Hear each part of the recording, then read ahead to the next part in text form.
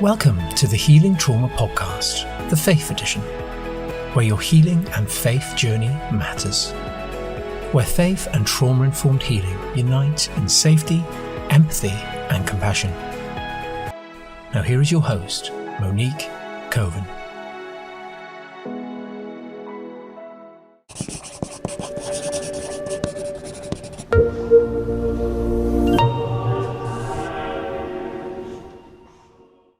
If you like this podcast and find it a support for your healing journey, consider becoming a friend of the podcast. When you become a friend of the podcast and subscribe, you'll not only support the podcast to keep the healing conversations coming, but you'll also gain access to extended episodes as well as bonus episodes. Thank you for supporting the podcast. Hi, Mark. Hi, Monique. How are you? Good. This is becoming a little bit like a regular thing. Yes, definitely. A good thing. A good thing, though. Absolutely. I wanted to have you back because I really value the things you share. You know, you're a therapist as well as a survivor. And so I just think you have such a unique perspective because you've got the lived experience of understanding in a deep way what it's like to have complex trauma, childhood trauma, and like how amazing it is that you are working with people who've had trauma and helping them. I just think that is so amazing and it's so encouraging because I think that people who really get it, they can be the best helpers in a deep way because they get it. Thank you. So this time we're going to talk about, as usual, complex trauma and healing. And I know for our time together, what I wanted was to talk about how it shows up in our lives today as people on the journey of healing and as survivors, and if it gets better or what it could look like after doing some work. And also I thought, you being a therapist and you provide tools for your own clients, if you could share with our listeners some of the tools that you use that your clients find helpful, and we can do them together. And sure, that would be great. Yeah, and this way they would feel they have something practical that they can take away from the conversation. Sounds great. Good. So one of the quotes I will start with, and then we can just get chatting. It was something that you wrote here, and I'm like, yes. And the myth of giving it time, that time changes everything. And I know that I heard that too, that just give it time. It's going to get better. Don't worry in time. Yeah, and time really doesn't change anything, as far as trauma. Sometimes it makes it worse, as I think as we continue to live with what's going on inside of our bodies, if we don't have interventions, sometimes it can pile up and get even worse for us. And in my story, with addiction and things like that, it definitely did, because I didn't know what was going on inside of my body. So I couldn't work with it. And so, I think that it's kind of wishful thinking. And I have a lot of people that come in that'll say, really don't want to work on the past. I don't really want to think about the things that happened. They're really painful, which is understandable. I'd rather just give it some time. I usually point out to them, well, why have you come in the first place? And they're like, well, because things aren't working out so well. And so, we work through it, and we do it gently, though. We like go toward the body gently, so that, because you don't want to re-traumatize someone, and so many times we do that to ourselves with shame and guilt and other things. But that idea of time, again, I just reiterate, it's wishful thinking that things would change in time. We need to do some things, though. And I'm really excited about the field because the field has so many knowledgeable people in it now that are working through and helping people and educating people on ways that they can get better. I was just talking to my wife, Debbie, about this the other day. I look back, Monique, and 10 years ago, I was a mess. I think that I certainly have the remnants of it in my body, and I experience it every day in different ways. But the good thing is I have tools now, and I have more understanding about what's going on in my body. And sometimes it hits me out of the blue. It'll be like 6 o'clock at night, and I'll start to get really, really anxious. And then I'll remember, well, that was the time, during the time when my dad, sexually abused me at that time at night. It just comes out of the blue. There's not even anything going on, but it's going on in my body. My Mm. body is reliving it. Yeah, your body is remembering the Mhm. the the connection between 6 o'clock and Yeah. then what you're feeling in your body at 6 o'clock. Mhm. Yeah, and Yeah. I've worked with so many people that have had traumas during different seasons, whether it be fall or winter or spring or summer, and there'll be difficult times for them, particularly, let's say, if something happened in the spring, they'll have a rough spring and it'll be cyclical every year. Yeah. And so just knowing that is really, really powerful. Yes, yes. And that I think is one of the reasons why we want to talk about it is because like so many of us, we had all these symptoms and all of these, it just made no sense to us because we're no longer there. And yet we Right. feel like in our We bodies ca- is responding like it's still happening. yeah, we carry it with us. Yeah. And Janina Fisher, who you've had on, talks about the living legacy of trauma, that it continues to live and it takes root in us. And so we have to do some things, again, gently to be Yeah. able to work through some of this. Yeah. So I wanted to just go a little bit deeper just in case people still don't understand when we talk about why is it that it's just not a matter of time? Why is it that we are still feeling it in our bodies? And we did say, there's the reminders. But I think one of the big things that we know now is that the way that trauma is remembered often is in our bodies and in our Yeah, autonomic nervous system. And absolutely. yeah, and that was a big, huge missing piece for so many of us because we just couldn't figure it out in our thinking brain. Like it doesn't make sense. And it doesn't make sense in our thinking brain, but in our bodies and the way that God designed this protective autonomic nervous system to keep us safe and how it Mhm. remembers these things that are threatening and dangerous so that in case it happens again we'll be prepared. When we understand that, it just takes away some of the fear and some of the what's going on, some of the feeling like we're really something's really wrong with us. Yeah, like the shame and the guilt. I was speaking to somebody the other day and they said to me, and it was on a radio program that I was doing, and the woman called in and said, I was married to somebody, 50 years ago, and it was a very abusive domestic violence situation. And she said, I'm still having a lot of dreams about it, and the first thing I said to her is totally normal, Mhm. totally understandable, and so we moved from, because on the phone call she was really shaming herself and putting herself Mm, down and feeling so guilty about it, so we want to like reframe it and say, no, that's how the brain works, and it replays things, especially when we've had harm. Replays things over and over again, and the brain doesn't have a timestamp. The limbic part of the brain does not have a timestamp where it can differentiate between today and 5 years ago, 10 years ago, 40 years ago, 50 years ago. And it's still trying to protect us from the harm that we experienced then. mm, yes. Something just popped in my mind. I don't know. It just did. Maybe it was because I was watching a war thing yesterday. But I used to work with Holocaust survivors, and Okay. there was an elderly woman, and she was also experiencing some dementia, just a little bit, like very beginning. And I remember we were watching her, and she had this experience where she literally thought that somebody was, a Nazi Mhm. soldier and was yelling and this was one of the kind people that were working with us, but no, this is what she saw, so something triggered her. It came up in her memory and in her body, and that is what she felt. It didn't matter that it wasn't that person. She was there. This is what it felt like. She was reminded of it and it played out.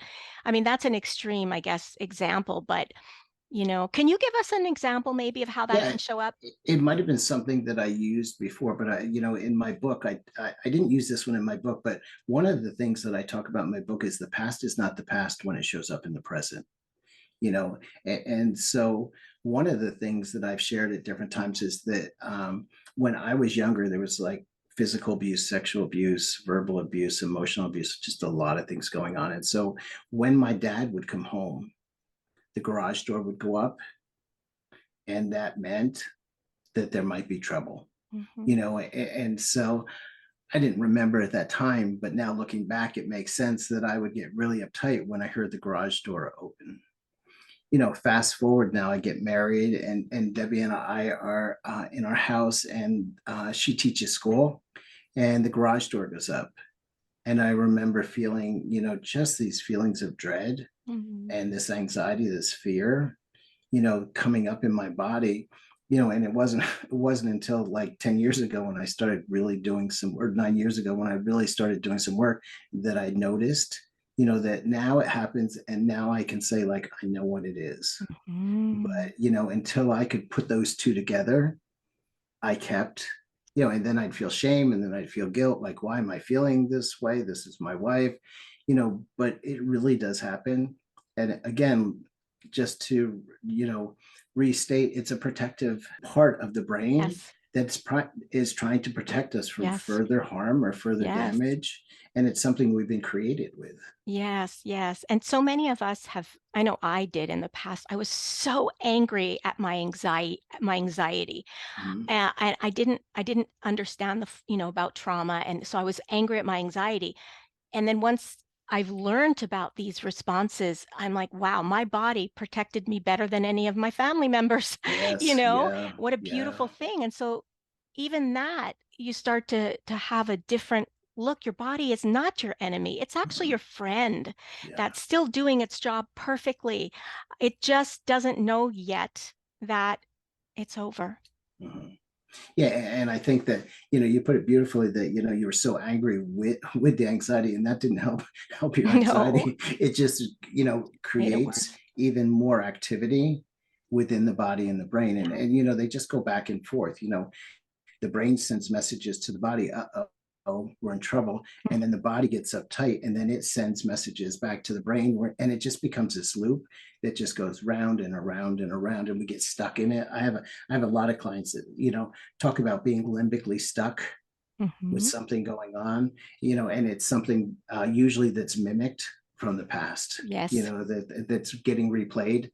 And until they realize that, they get in this loop where they're just totally. perpetually anxious. Yeah. And one of the things I'll mention, because what we learn with polyvagal theory is that it's also body to brain. Like you were saying, Yes, thinking so many back and times we can forth. be, It just yes, goes back and forth. and so many Yeah. times we can be triggered.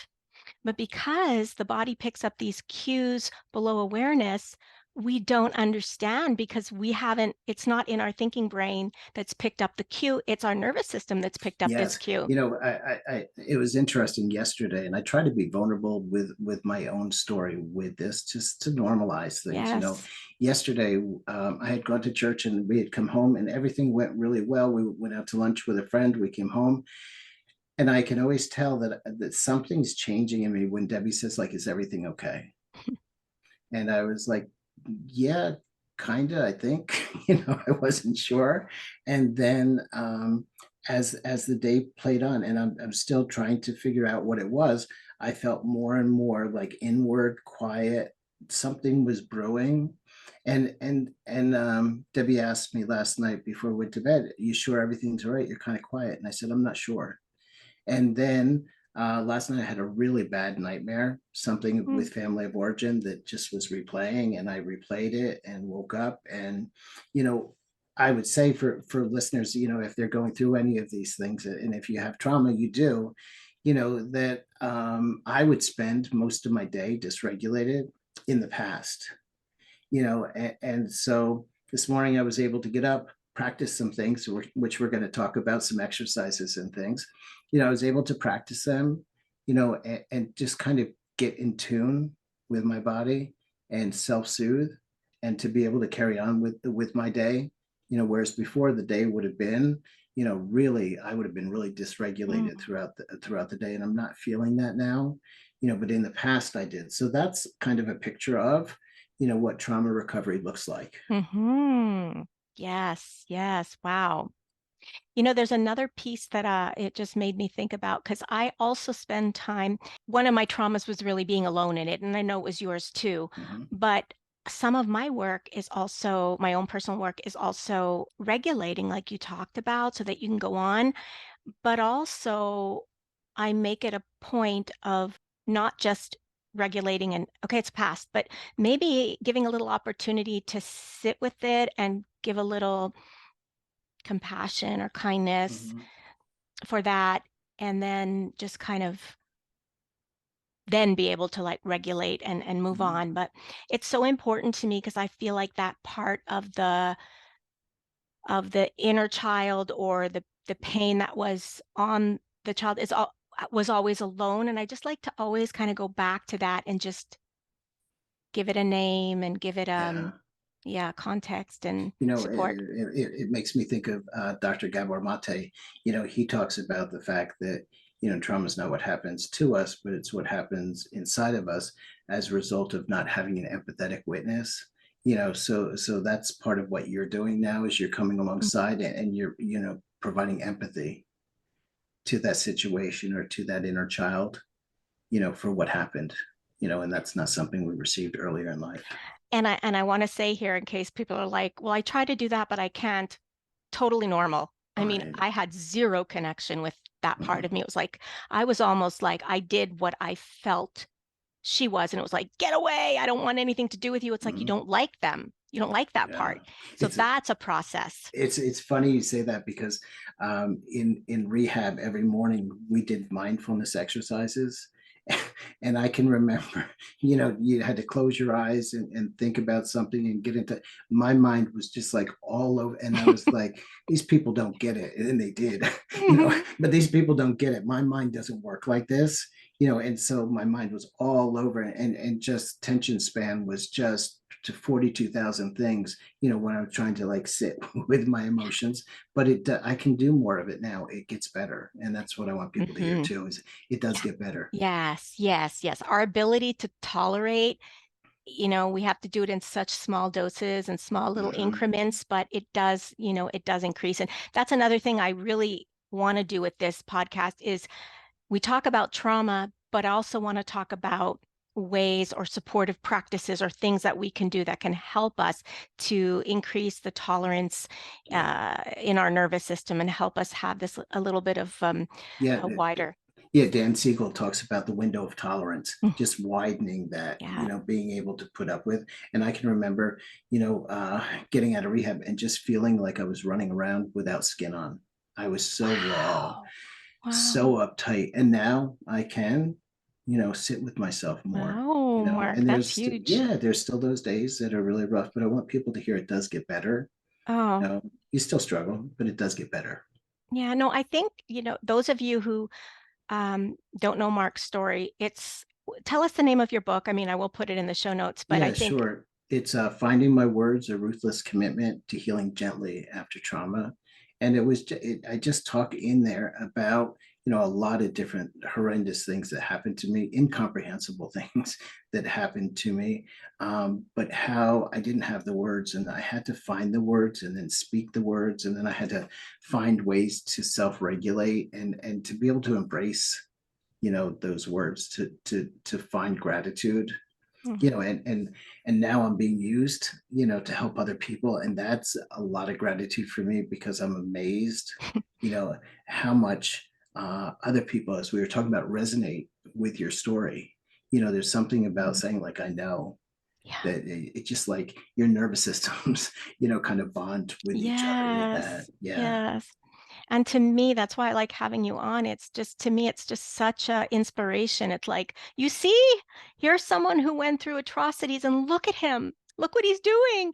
This can be you. It gets better. It can get better. Your life isn't over. Your story's not over. It's not done No, yet. no, absolutely Yeah. not. And we just have to intervene. We have to be gentle. We have to be kind. We have to Yeah. be empathetic. And you know, the other thing is just connecting with others is really powerful in this because it's just amazing when you know, you're able to share with safe people and, you know, there's no guilt, there's no shame, there's no eye rolling, there's no, you know, they just are like, yeah, that's hard. Mm, You know, they know, absolutely. you know, and the limbic part of the brain, I'll say this too, you know, the limbic part of the brain doesn't have language, you know, so it regulates by, you know, how we feel and how we treat ourselves. we can't convince ourselves or talk ourselves out of Agree. being dysregulated. Exactly. And I want people to really get that and understand that because, there used to be this train of thought, and it still might be around, that you just say these affirmations. Not that affirmations are bad; they can be good, Yeah. but recognize it that when our body's in an activated state, like you just said, it doesn't understand language, and it's not going to help by just walking around and saying, "I am safe. I am safe. I am safe." The way that we show our bodies that they're safe in a felt experience, like what you're talking about with the exercises, Mhm. then it's like, okay, I could feel it in my body. Oh, I feel a little more soothed.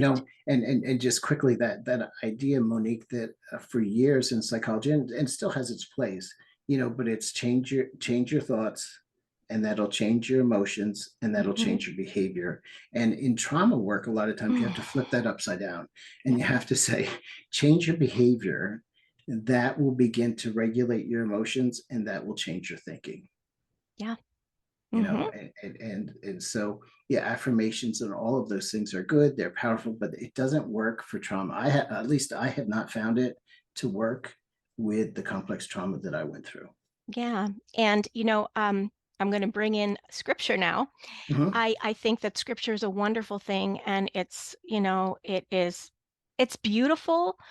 But if we're relying on that to regulate your nervous system when you're completely in an activated state, Mhm. I mean, it might work for some people. I know for Mhm. myself, it didn't. I mean, Mhm. I can remember being a young mom, and I'd wake up so activated. I would go to my chair to have my quiet time crying. That's how Mhm. activated I was. Yeah, And I yeah. would like, okay, and I know God heard my prayers and he heard my cries, but it was really hard for me to let the meaning of the scripture make me feel safe. Well, you don't have access to the prefrontal cortex, which is the thinking part of the brain. So Exactly. you're reading and you're not even really gaining from it because you're so dysregulated.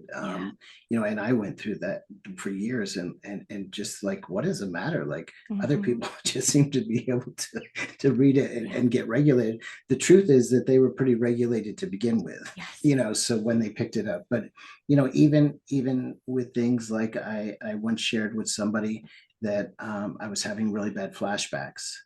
And, he said to me, well meaning, well, are you praying about it? And, during the flashbacks, and I was like, I can't even think straight when I'm having a flashback. It just like, no, scripture talks about, how God intervenes for us in those situations, Hmm. so that when we're unable to, Yes. even utter the words. But, it's something to be careful of with that, because a lot of times we put things on people and we don't realize it doesn't work for them. And something that you and I've talked about a lot is it's not one size fits all. Mm.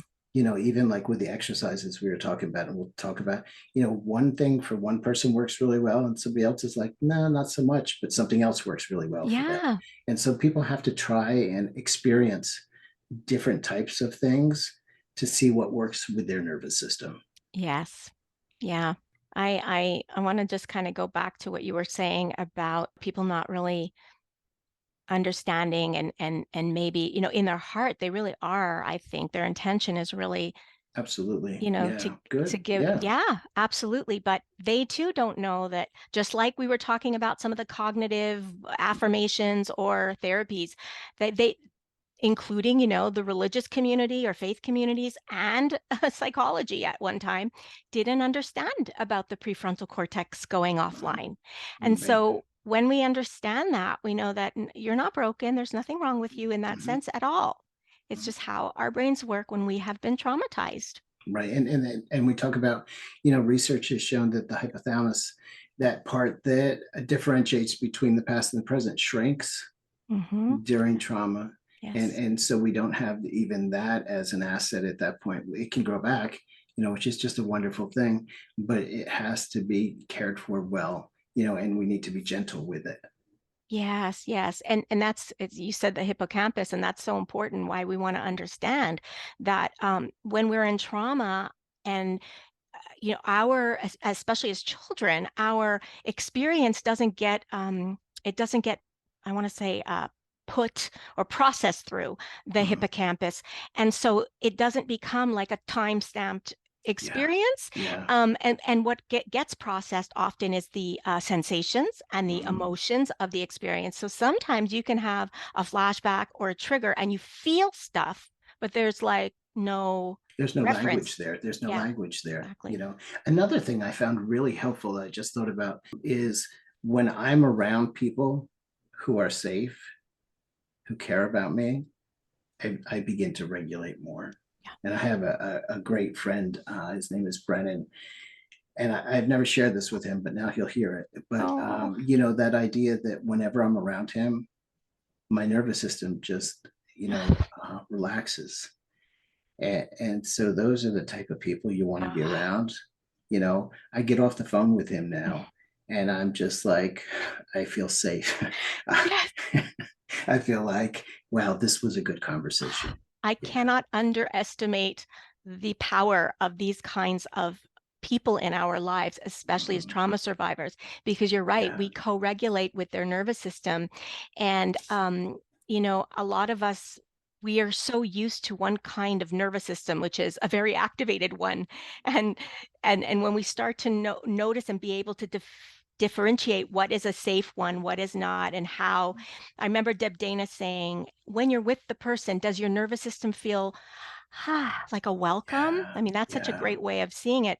Mhm. And it really, really, when we can have those kinds of friends that have those kind eyes and that listen, yes, our nervous system gets regulated, and I believe we get changed by those people. Yeah. Yeah. Absolutely. Yeah, yeah. I have a couple of friends like that. I'm so blessed. And I was thinking, in fact, I was telling her yesterday that I'm going to have her on the show, Oh, good. on the podcast, because she's an ordinary person. She doesn't think she Mhm. did much in people's Mhm. lives, and she has no idea how Yeah. God put her in my life. And I watched how she mothered, I watched how she is, and she was what you said, that bomb, that she just was a regulating resource.